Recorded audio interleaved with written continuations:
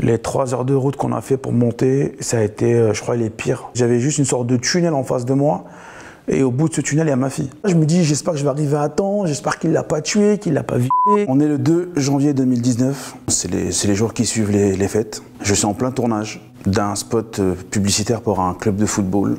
Aux environs de 18 h, je reçois un coup de fil de ma femme me disant que ma fille a disparu et qu'elle n'était pas rentrée. C'est une jeune fille qui avait 14 ans à ce moment-là. Elle passait tout son temps à la maison. C'est pas une fille qui sort énormément. Ce jour-là, c'est l'une des rares fois où elle est sortie pour aller faire ses devoirs chez une amie. J'avais pas ses coordonnées parce que, bon, comme j'ai dit, elle n'est pas habituée à sortir. Donc du coup, on n'avait pas ce truc-là, on n'a pas cette habitude-là qu'elle ne rentre pas à l'heure. Je pouvais pas la joindre ni sur son téléphone, ni sur le téléphone de son ami parce que j'avais pas le numéro de téléphone de son ami non plus. Et là, le cauchemar a vraiment commencé.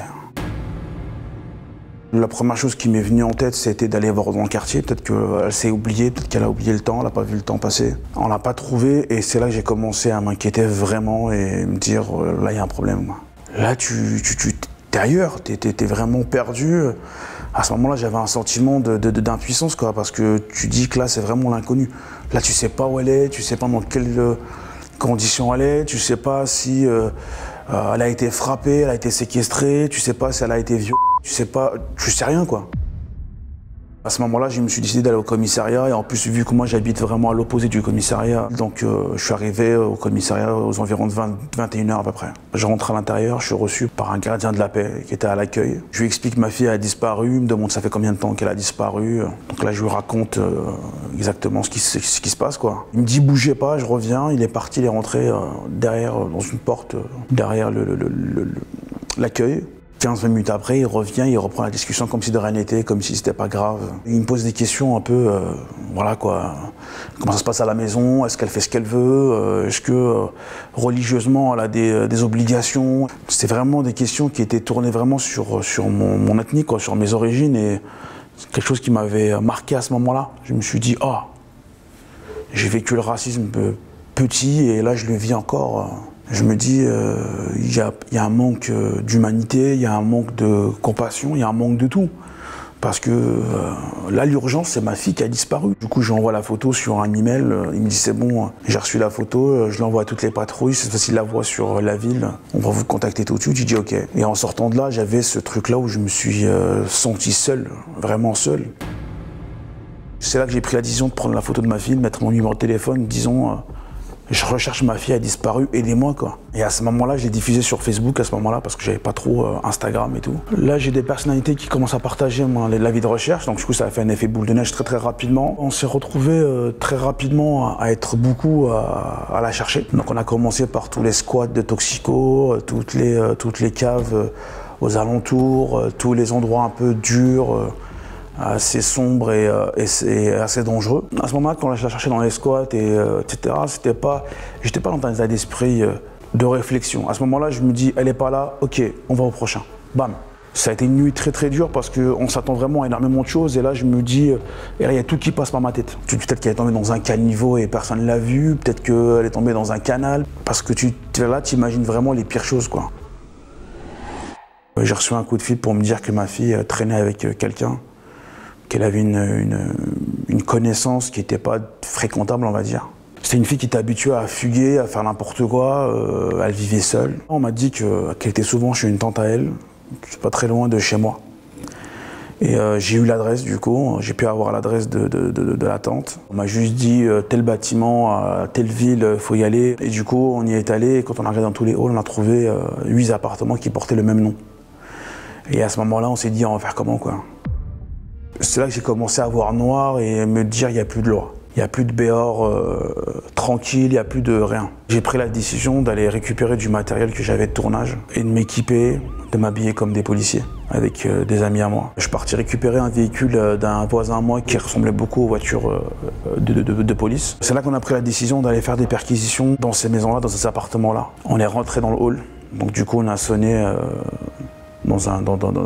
chez quelqu'un. On a dit c'était la police, il fallait ouvrir, ils nous ont ouvert. Et c'est là qu'on est monté appartement par appartement, donc il y a des appartements, on a frappé à la porte. Ils nous ont ouvert, on est rentré, on a juste cherché, on a demandé s'ils connaissaient cette jeune fille-là, ils nous ont dit non.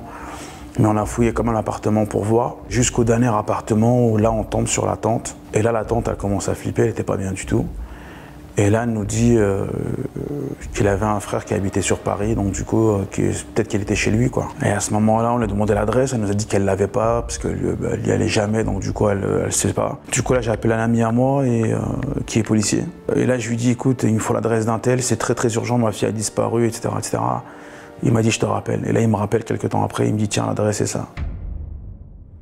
On va chez ce jeune homme-là. Ça s'est un petit peu gâté parce qu'il a fallu vraiment le secouer pour avoir les informations. Quand on l'a secoué, au bout d'un moment, il a lâché prise, quoi. Il a lâché prise, il a eu peur, il a lâché prise, il s'est dit il en pouvait plus. Il a accepté d'appeler sa sœur, il l'a appelé en FaceTime, donc du coup, elle l'a vu qu'il était pas bien. Et là, j'ai pris le téléphone et je lui ai parlé tout simplement. Je lui ai dit elle est où ma fille, elle est où ma fille. Elle avait peur que moi je m'en prenne plus sévèrement à son frère. Et là, elle nous explique qu'en quoi c'est un tel qui a enlevé ma fille, quoi. Voilà, a ramené ma fille à un endroit pour une certaine somme et du coup, c'est un tel qui était là, quoi. Et elle nous donne juste son Instagram à ce moment-là. Et c'est là que Cassandra a pris le dessus.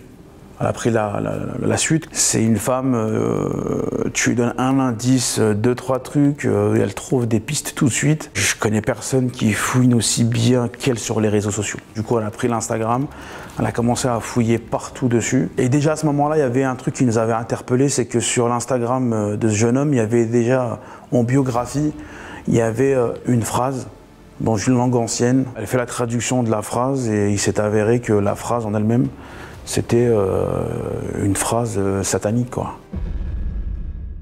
Là, on dit qu'il y a un problème. Donc Cassandra, elle commence à chercher vraiment. Elle trouve la sœur de ce jeune homme-là. Elle commence à avoir la sœur au téléphone. Elle explique la situation. La sœur, elle lui dit, écoute, moi, je vis pas avec lui, mais je sais qu'il est très violent. Il est schizophrène et il prend un traitement. Il est plus chez ma mère. Il est placé dans un foyer. Du coup, Cassandra, à ce moment-là, lui dit, il faut absolument que tu nous dises où il est pour qu'on puisse trouver rapidement la fille de mon ami parce qu'on a peur pour elle, quoi. Et là, du coup, Cassandra a le papa du jeune homme au téléphone. Elle arrive à voir le papa et le papa lui dit clairement les choses. Qu'elle lui dit, écoutez, là, je viens d'avoir sa maman parce qu'ils étaient séparés. Je viens d'avoir sa mère au téléphone. Allez-y tout de suite parce que il y a 3 jours, il a frappé sa mère, il l'a foutu à la porte. Il a frappé sa propre mère, il l'a jeté à la rue, quoi. Il lui dit, tu dégages, c'est chez moi et tu restes pas là. Du coup, la maman, elle est partie chez son mec à ce moment-là. Cassandra, elle a le numéro de téléphone de la maman, elle appelle la maman. Et là, la maman, elle est en pleurs au téléphone. Elle me dit, je sais pas quoi faire, je vais au commissariat, ils veulent rien faire. Il m'a foutu à la porte, sans rien du tout, sans mon sac, sans rien. Je me dis, je suis trop loin. Je me dis, elle est à 400 km, qu'est-ce que je fais ? Et à ce moment-là, c'est là que je prends la décision d'appeler le commissariat d'Épinal. Je les appelle, je leur explique la situation. Donc le mec qui est au téléphone me dit oui. Il est connu de nos services de police, donc du coup on va envoyer une patrouille rapidement. Du coup moi j'attends, je suis dans l'attente, mais je me prépare quand même. Hein.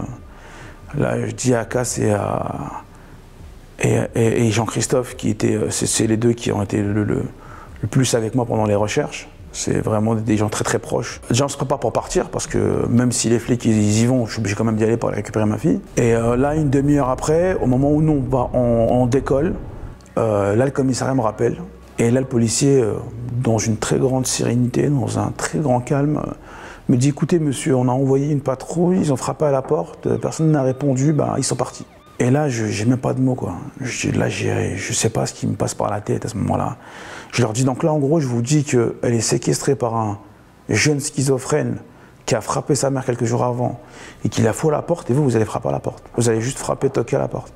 Vous ne dites pas qu'il faut défoncer la porte, entrer dedans et voir si ma fille, elle est vivante, quoi. Et là, je le raccroche au nez et je descends et je monte dans la voiture avec Cassandra et Jean-Christophe et on prend la route.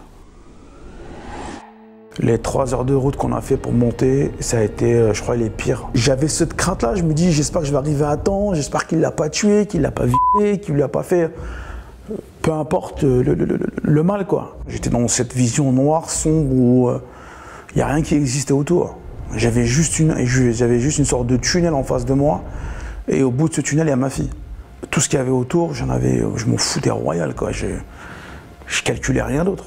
On avait rendez-vous avec la maman de ce jeune homme pour qu'elle nous remette les clés de l'appartement, parce qu'elle avait un double de clés. Et on est parti du coup à l'adresse. Elle est restée dehors. Moi, je suis parti devant avec Cassandra. Tétouche, il est resté, Jean-Christophe, il est resté à l'entrée du hall. pour empêcher les parents de rentrer au cas où quelqu'un d'autre, quoi. Et surveiller en même temps les fenêtres, vu que c'était au rez-de-chaussée. Et à ce moment-là, je mets la clé dans la porte. La porte, elle ne veut pas s'ouvrir parce qu'elle est bloquée, il y a des clés à l'intérieur. Là, je frappe dans la porte jusqu'à ce qu'elle s'ouvre. Je rentre dedans et ça, t'as ce jeune qui est en face de moi, qui me regarde et qui me sort une phrase. Il me dit, je peux vous parler. Je dis, non, mais là, Coco, t'es là pour parler, là, je suis là pour faire autre chose. Je le plaque contre un mur. T'as Cassandra qui commence à crier, elle est où, elle est où. Il monte juste avec sa main la chambre où elle était enfermée. Et là, Cassandra, elle casse la porte. Et elle rentre dedans et elle trouve ma fille en plein milieu d'une pièce dans la chambre, dans le noir, avec une odeur nauséabonde. Il y avait de la nourriture par terre, c'était vraiment très crade. Et là, elle attrape ma fille, elle la sort et elle l'emmène, quoi. Je suis encore en train de secouer le jeune homme, là, je suis encore sur lui. Ma fille, elle était dans la voiture, donc j'étais déjà ailleurs. Et à ce moment-là, Tétoche, il m'attrape et il me dit, attends, recule, recule, recule. Du coup, là, j'ai reculé, j'ai commencé à revoir la lumière, quoi. Je voyais plus rien. Tétoche, il voit le téléphone du jeune homme sur la table, il le prend. Et quand et à ce moment-là, on allait sortir, quoi. Et là, il y a un policier qui arrive.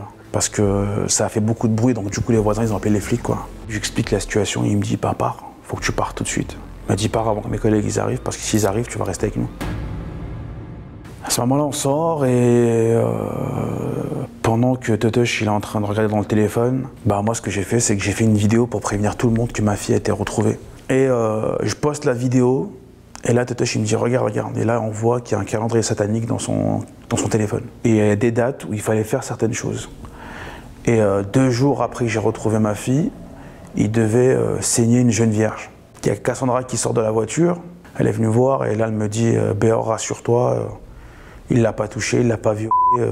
Quand je rentre dans la voiture, déjà, je prends ma fille, elle vient dans mes bras, je la prends dans mes bras, je la serre à un point, je la serre à fond, quoi. Je la serre vraiment, vraiment, vraiment. Et là, j'ai toute la fatigue qui tombe, j'ai les épaules qui en tombent, mon bras il tombe, je suis fatigué. Et là, je me rends compte que ma fille, elle est dans mes bras et qu'elle est vivante, quoi. Ça y est, elle est là. Quand je suis arrivé chez moi, ça a été l'euphorie, ça a été... Mes autres enfants, ils lui ont tous sauté dessus, tout le monde était content qu'elle soit rentrée. Ma femme, elle était soulagée, elle en pleurait, elle était pas bien. Ma femme, elle l'élève depuis ses 8 ans. Ça faisait 6 ans qu'elle l'élevait comme si c'était sa fille, quoi. Il n'y avait aucune différence entre elle et mes autres enfants à ses yeux. Elle se sacrifiait tout le temps pour lui faire plaisir, elle se sacrifiait tout le temps pour qu'elle puisse manquer de rien. C'est sa confidente.